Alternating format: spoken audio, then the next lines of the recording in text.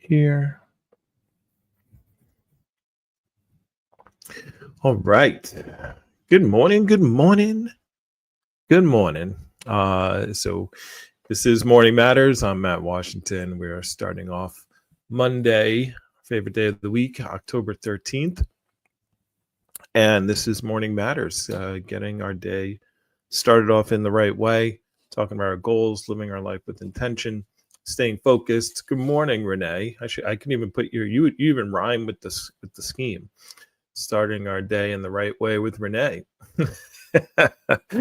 So got started a little late today. I gotta work on my Sunday night ritual so I can get up early on Monday because it's Sunday and Monday night because I end up watching the football games, and if I don't go to bed by like 10 o'clock and I end up staying up till 11, then it's tough to get up at 5. So anyway, this morning there's no birds because I don't know if anybody else is in the tri-state area, but there's like hurricane type of winds going through here in a storm that's blowing through New York on Long Island right now. Why is my name back? I really StreamYard, it's really annoying that every time I gotta reset all my recalibrate all my stuff here. So yeah, the birds are definitely quiet this morning. They're not out chirping like crazy, but I'm sure they'll be back tomorrow. And yes, I took the weekend to really re-engage myself with my goals and saying, okay, let's look at my disciplines. Let's look at the strategy. Obviously, last week was thrown off. And now that I have a good feel of, work and what my energy levels and how things are going there. So let's make a new plan that works around, that's going to be successful, And so we've talked about this before. So today is an interesting day though, because things are changed because I'm not going into work early this morning. Actually, my mother is going in for a knee surgery. She's going in for knee replacement surgery, so arthritis. And so I am taking today and tomorrow off to take her to the hospital today and then pick her up tomorrow and then see. Apparently knee surgery is like crazy rehab type of things. Like she's had her hip redone. And that was okay. That was very successful, no problems. And she was back moving around pretty good. But I heard the knee is a little bit more rehab to do. So we'll see how that goes. And then I had some other news that happened. So my old manager from when I was with Sonova. So just kind of little background here. So I was with Sonova for 2 years. Sonova was a solar finance company. So I've been doing solar since 2012.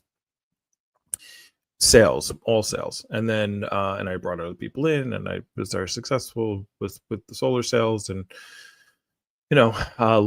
dropped off during COVID because we couldn't install anything and whatnot. And then I got back into solar, and then my buddies called me and said, hey, come work for us over at Sonova. You can get out of the field. It's more steady of a job. It's remote, and you can be an account manager. And I was like, I don't even know what that is. And it's basically working with dealers. So Sonova would finance deals. Sales dealerships would go out and sell solar, and then we would finance it. But the way solar works, it's kind of weird. Like it's not like you just sign someone up and then solar's on their roof. It's a long process of getting the job through the pipeline, and it usually takes anywhere from 3 to 5 months.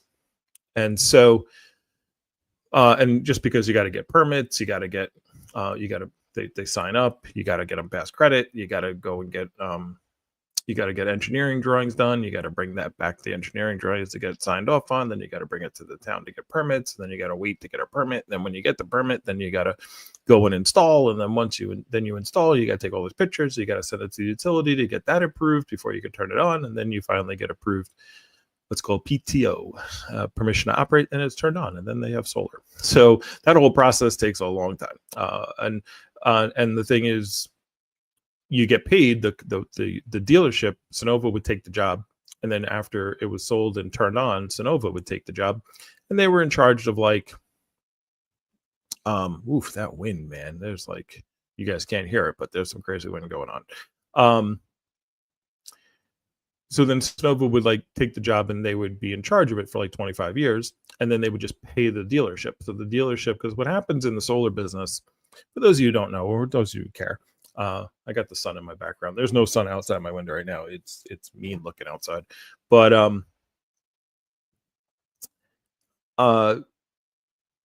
as far as the solar business goes, the reason why so many solar companies go out of business is because when they start, they sell, and it's great. But then what happens is the more customers they get, they grow, and then they have more customers. But the customers have the solar system; they're warranted for 25 years. And so what happens is these solar companies will get, if they can learn how to sell first. A lot of them go out of business because they can't sell enough solar. But then if they do sell enough solar and they have the install crews, then what happens is now, over time, things go wrong. Then things break. It's just how it is. Sometimes somebody gets a leak in their roof. Sometimes inverters break. There's things that happen, right? You got to do service, and the more customers they have, the more they got to roll trucks to do service. And the point being, and as time goes on, they have more and more customers. And so they don't make any money off the service. They don't make any money by going out and fixing the roof and looking at the inverter and doing all that stuff. So the more customers they get, the more they actually lose. They start losing their margin, especially if when they were selling, they weren't selling at a very high margin because they didn't put in to the consideration of how much money it's going to cost to service these jobs 5, 10, 15, 20 years down the line. As they accumulate more and more jobs and they grow bigger and bigger, they have to do more and more service. And so what Sonova did was they said, okay, look, you just sell the jobs. We'll take care of servicing the jobs. We'll pay you out front, and then we'll collect the payments over the next 25 years and do the service. That was the whole thing. Point being is, it was a great job. I loved it. It was a good idea. They messed it up, right? Financially, they messed it up. They went out of business, right? They had over 400 dealers in their network, and they just paid out way too much upfront and didn't have enough money. So whatever, things happen. But I did love that job. So that was like, it was a great job. I worked from home. I worked with dealers in California. So like these very big dealers in California. And so they didn't start their day until like 9-10 o'clock, which for me on the East Coast was noon. So this is why it was tough for me to be like, all right, I got to get up and do 9 o'clock, 9 to 5 work. So and it was work from home, and it was great. And I built great relationships with those people, and I'm still friends with those people, even though the company is gone. So my point of saying all this stuff, I gotta stop saying so. The point of sharing all this is, now that I have my new job as the sales director, my old boss just got the same job, like the same type of job, with a new, so that's basically the same thing that Sonova did, but it's called LightReach Palmetto, right? And I saw, he was on LinkedIn. He was like, hey, I just started again I started up with Palmetto, and I'm excited about new opportunity. And I was like, oh. And I looked on their website, and I saw that they had an opening for the Northeast, a customer relationship manager for the Northeast, which is where I am. He's out in California. And so I wrote him a quick message. I was like, hey, congratulations and whatnot. Hey, by the way, I see they're looking for someone in the Northeast. If that's available and open, I'd love to work with you again. And he was like, yeah, send me over your resume. I'll get it into the hands of the people. Now, the cool thing is they didn't even have I know what that job pays, but they didn't even have like a pay, so I can negotiate my pay, but they didn't even have pay on there. So I know there's not a lot of competition for this position. They're not really putting it out there, because if they don't put, it's on their website, but when I was looking for jobs, I didn't find it on any LinkedIn's or Indeed's or any of those things. So this position, so there's I would say at this point, a 50% chance that I get this job, or at least I'm interviewed for it or whatnot. So we'll see. Hey, Maya Gio. So so that's something that's out in the ether right now. We'll see how that goes. In the meantime, by the way, I took the current job. No, the current job, it is what it is. It's a job. It's a if this other position comes available, I will definitely jump ship and go there. Up until that point, I'll do my best in the position that I'm in. I was watching while I was looking for jobs, careers. I was reading. There was somebody like a job coach, whatever, and they were just like, never turn down a job. It's just like you take the job that you have, and then if something else comes along, then you go. If you tell people, hey, I'm waiting for another opportunity, or I'm waiting for something else that's better, blah blah blah. She's like, then you're not going to get. They're not going to wait for you, and then they're not going to want to be second fiddle to whatever else. So it was a good advice. So it'd suck for them, yeah, but they'll get another manager. They'll find another sales manager who's probably a lot more into the current job that I have. But if it doesn't work out and I don't get the different position, I'll just kick butt in this one. It's just the other one is more in my wheelhouse of expertise and what I like doing, more than selling light bulbs and Chromebook parts, right? So anyway, so that's the scenario. We'll keep you up to date as to where that's going to go.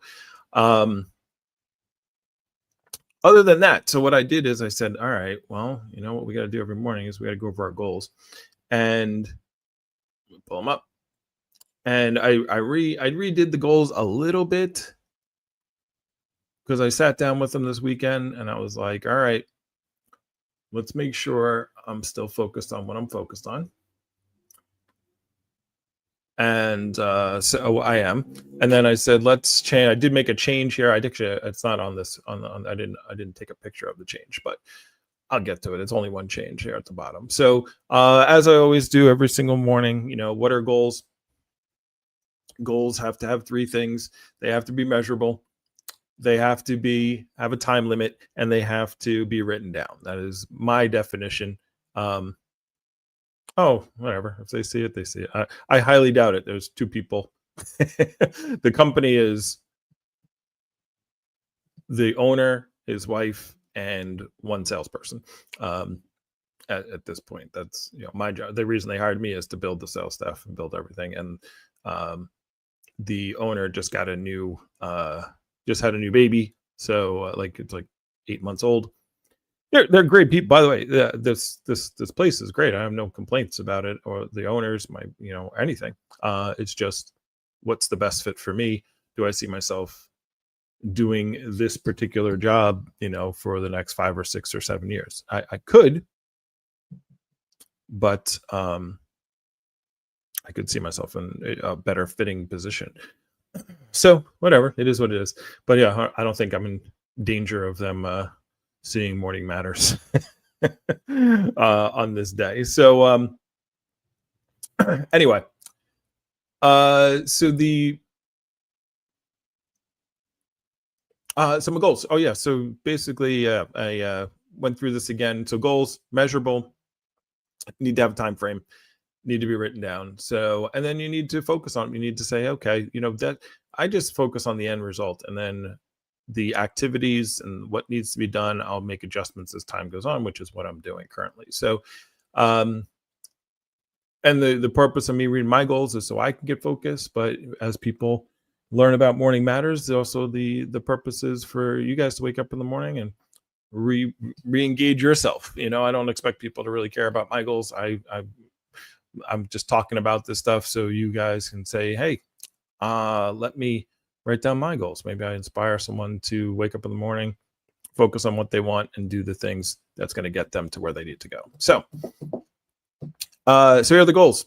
Earn $160,000, which after taxes should be around $112,347. Decrease the bad debt by $25,000. Buy $10,000 of Tesla stock. Save $7,000.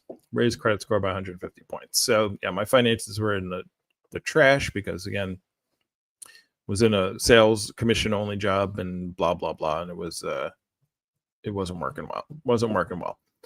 Health. Weight down 250 pounds. So that we're working on that.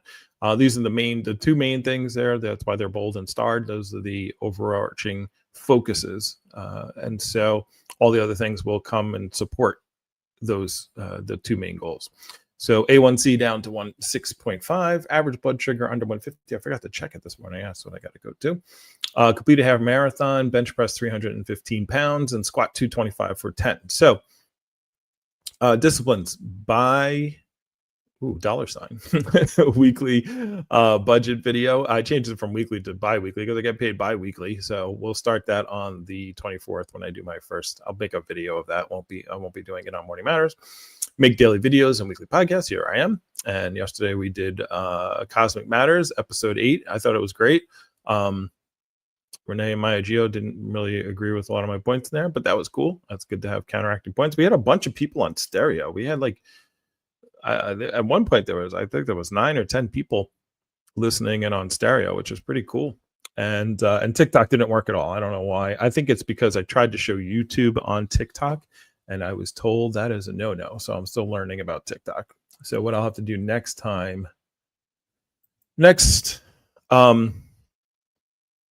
Sunday is download the video and then play it and not actually try to play the YouTube screen on TikTok because there was nobody in there and they weren't even putting it out because I was violating some TikTok rules.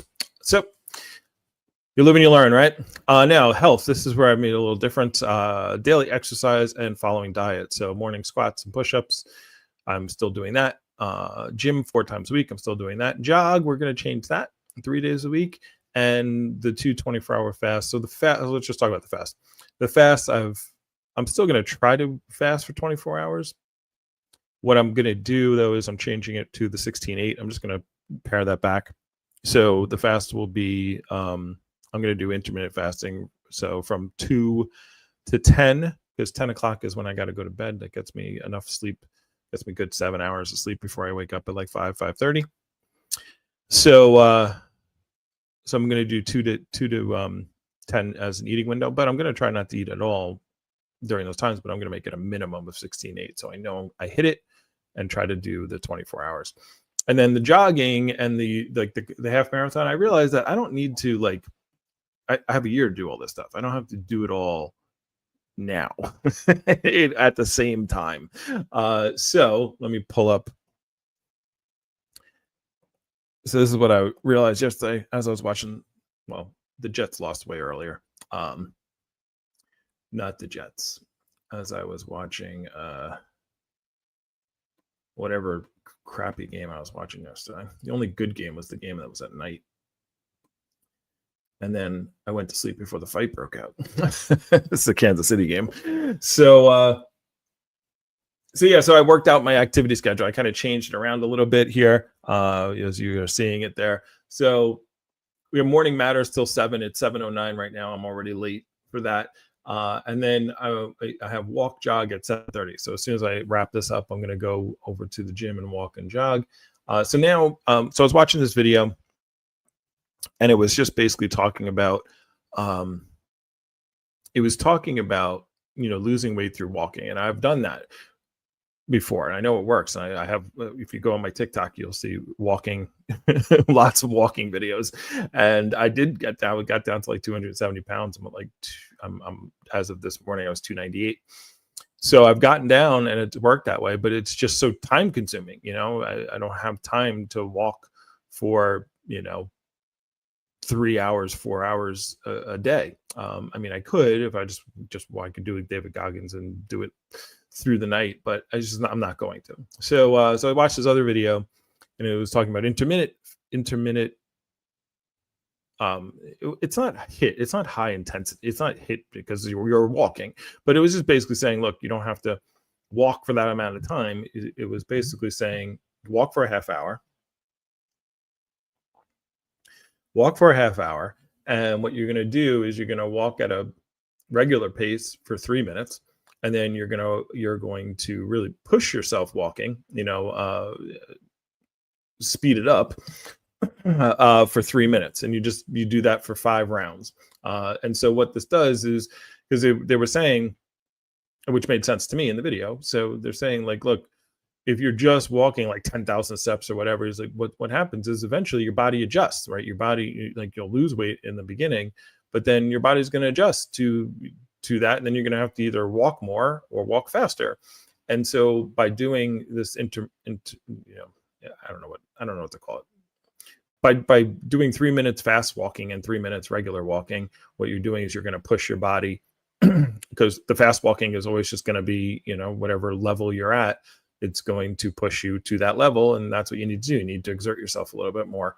So that's what I'm going to do in between that and eating, because if I jog, how tall am I? I'm 6'3". Because if I jog, like I could jog. I have no problem with jogging, but I just get exhausted. Like literally have to take a nap, and I just can't jog in the morning and then go to work for 8 hours, and it's just not going to happen. Like I'll fall asleep middle of the day. So yeah, so that's what we're going to try. We're going to try the walking. So I'm going to go do that right after this, and then I've got the gym in the evening time after work, and so I'm going to take my clothes and I'm going to do the 4 days at the gym right after work. And there's a gym.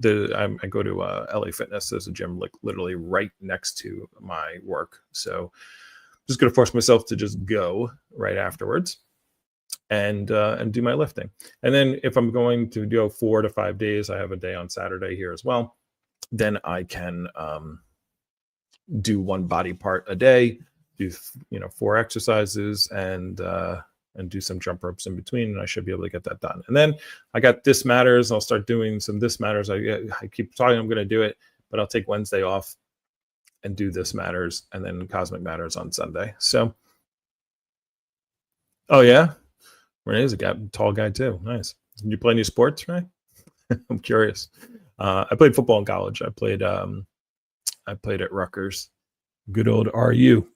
So there you go. So there's the new schedule. Yeah, I'm sure. I'm good. I hope you are. I fell off. So I do play volleyball in the summertime. I play beach volleyball, and it's just the weight. It's just I've had the weight for quite some time. Yeah. Oh, there. Basketball and soccer. All right, you're an athletic running person. Volleyball, people say, oh, look, you play volleyball, that's athletic. I'm like, yeah, I play sixes beach volleyball. And even though it is a little bit of moving around and whatnot, when you're playing sixes, if you get to like fours and doubles, then it's a lot of running. But sixes is not really that much running, athletic. But whatever. I get to move around, and we have a good team, and I love those guys. So, oh, cool. Oh, judo, nice. My partner in crime, Muhammad, does he do judo? Why do I think no, it's not taekwondo. It might be judo. Is judo one that's a lot of like tossing people and hip tosses and all that kind of stuff? What is it that he does? It's a lot of grappling. I don't remember. Oh, nice. So you're 6'3" and fast. Good for you, bro. I was 6'3" and not fast. I did play basketball in high school, but that went out the window in college. Then I just gained a lot of okay. So it is judo. Yeah, it is. Maybe that's what Muhammad does as well. Hey, good morning, Lady Boss. I'm just about to get going too, but good morning. I see her on the stereo. Hope you're feeling better, Lady Boss. So cool. I gotta walk. It's time to go walking. So, hey, Lady Boss, maybe I'll stay on stereo while I walk. I got to drive to the gym. I really wish you guys could see. I don't know if any of you are in the New York tri-state area, but it looks awful outside. Like it is scary looking. It looks like a hurricane, even though it's not, but it's gusts of wind 30, 40, 50 miles per hour. I just hear them blowing. And then, so I will not be walking outside because the rain is coming down like sideways. But I'm going to get in my car and go to the Stranglements. It sounds like a Will Smith and Jada Pinkett thing. They don't have entanglements; they have stranglements. um, oh, I knew Lady Boss was gonna leave me a message. Hopefully, her voice is good and she's feeling better. Let's see. Good morning. I'm feeling a little bit better. Still not 100% yet, but that's okay. I hope you're doing well, and I hope you have a wonderful day. Thank you. So yeah, and then what else I'll be working on today? Since I'm taking the day off and I'm just literally taking my mom to the hospital and then just hanging out. I guess I got to fill out some paperwork and then I'm going to be gone, but I'm not going to work. So I will be working on that video again. I found out finally why my video didn't work. I did like a 7-part series on the video that Renee sent me about Tesla, and I broke it all down. I did all this thing and then I watched. It was like 2 hours long, but I broke it up into like 7 different videos, and then the audio was just off. Like you could hear me talking, but you couldn't hear anything from the videos that I was playing on the tabs. And so it was really annoying. I spent about 4 hours doing that yesterday. No, 2 days ago. So I will redo that. But now at least I know everything I got to do. It's all set up. Shouldn't take me as long.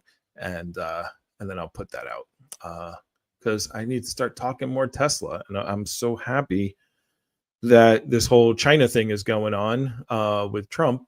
And it's pushing the stock down. It's pushing all the stocks down, which is great because I haven't got paid yet, and I would like to buy Tesla at a cheaper price. And it was all the way up to like 450. And as of this morning, where is it at? Let's see. In the pre-market, last time I looked, it was at 404. Oh, it's back up to 422. God. All right. Well, whatever. I don't get paid for another 2 weeks anyway. I hope there's more tough talk between China and Trump, and it could bring down the more tariffs, more FUD, more. I need Elon to tweet something out like that's really stupid that pisses people off, so the stock can go down a little bit. Anyway, all right. I'm running late. I got to get to the gym at 7:18. I got to be there by 7:30.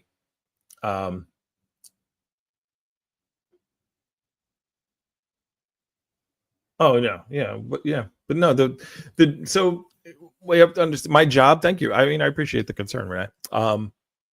My job literally is like they give me 1,200 accounts, which 1,200 high school districts.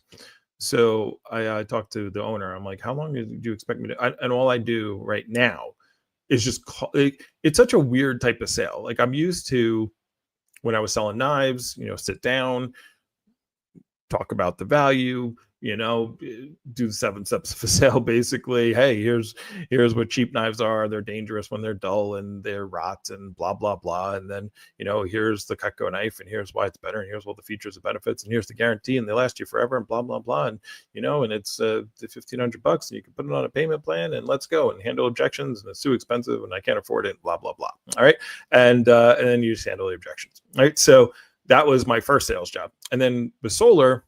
It's kind of the same thing, but it's a little different because there's no money for people to put out. But it was a whole consultation. I had to sit down and explain here's how solar works.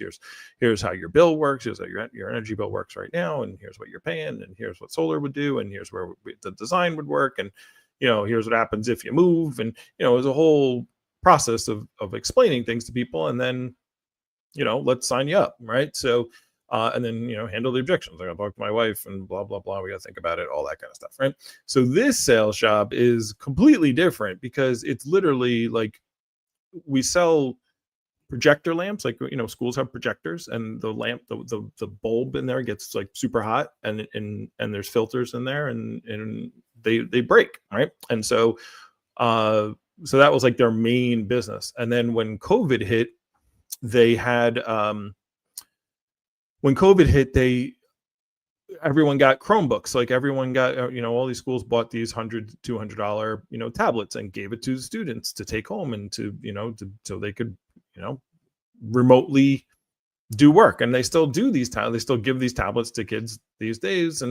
And so the whole school has tablets, but they're kids. So the things break, the screen breaks, the bezel breaks, the keyboard breaks, the touchpad breaks, whatever, the parts break because they're kids, and the schools have, they buy 1,000 of them, and so they need parts to fix it. They don't go and buy new Chromebooks. They go and they get parts. So that's what we do. We sell the parts. So the point being is, my job is really just to be, it's not like I'm convincing them to buy that. I don't have to explain anything to people. I don't have to do a presentation. I just happen to be on their mind when they decide to buy this stuff. that's really what it is. It's like, you just call through all 1,200 accounts, introduce myself. That's what I'm doing. That's what I'm doing for the next month and a half. Just calling everyone, introducing myself, and saying who I am, and then saying, hey, by the way, we used to sell just the projector lamps, but we also now sell these Chromebook parts, and send them a flyer, and then email them, and blah blah blah. And then if they happen to need these parts, hopefully they call. Now, some of the schools, they put out bids to different companies, and then you gotta make a bid. But it's really just trying to be there when they purchase, or be in their mind when they go and purchase. And it's literally like when they say sales is a number game, like this is literally just a numbers game. You just keep calling and going, and you cycle through 1,200 accounts, and then you just start over again and cycle through again, and just hope you can be there. And then when somebody contacts you, put together a quote and send it to them, right?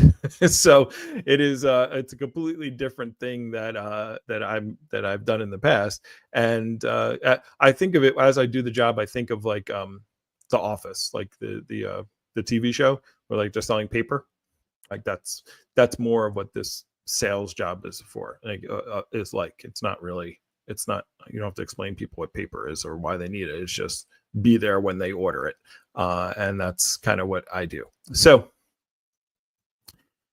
yeah, so I don't have to focus on anything. I just got to go there and do that. Now I will eventually. Now for the next 3 months, I have to learn that job, but then I have to build a sales team. Then the next thing is then, make a training manual and whatnot, and then recruit other people. But he only wants me to like add on one new person, like in January to February, and then add one person, have them be there until like June, and then add 3 more people. So it's not going to be like a massive recruiting job. Like when I was running an office for Cutco, I would recruit. I had a sales team of over 200 people at one point, but that was in Brooklyn. That was nuts. But most of the time it was like prime time. It was 40, 50 people on my team. So I'm used to that, not recruit one person and motivate them. So it's like I said, it's a job. I can't really, it's not something I can get passionate about.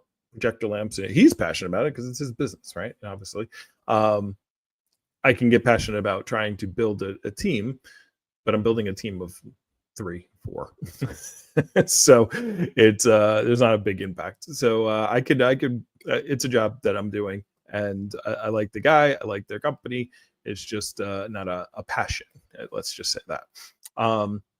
Solar, at least I can have a passion because I can affect. If I get the other job, I'm affecting whole organizations, right? I feel like I'm having a more impact. Plus, solar is a lot more important than Chromebook parts and whatnot. But again, it's a life's just a journey, and we figure out where we are, and we go and we deal with it, and we deal with what we get. All right. So anyway, I got to deal with go. Oh man, see, Renee, you got me riffing. All right, I got to go and walk. 7:25. I'm gonna try to brave the outside water and wind. Go walk for a half hour, and then take Mom's to knee surgery, and hopefully she'll be okay. I'll let you know. So have a great day, everyone. Lady Boss, Renee, my Geo, thank you for being here again, and I hope you have a wonderful Monday. Talk to y'all soon.